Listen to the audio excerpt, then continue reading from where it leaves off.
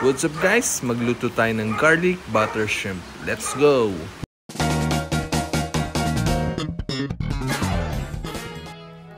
Napakadali lang lutuin ito guys. Ang una syempre ay lilinisin natin yung ating sugpo.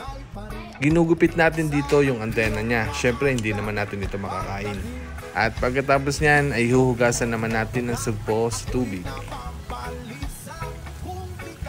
Alright, so kailangan natin dito ng bawang at igigisa natin ito sa butter. Halu-haluin natin ang bawang hanggang sa maluto ito sa butter.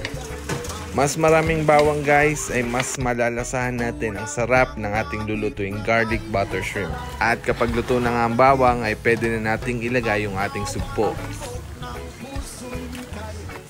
Haluin lang natin at para kumapit ang lasa ng bawang at butter sa sugpo.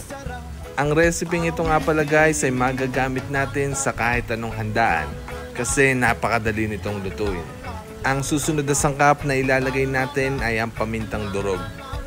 Dagdagan nyo rin ito kasi masarap yung maanghang-anghang.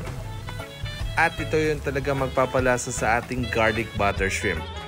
Lalagyan natin ng Sprite ang ating niluluto. At pakukuluan lang natin ito ng mga 5 hanggang 10 minuto. At pagkatapos nun ay ready to serve na. Diba napakadali guys?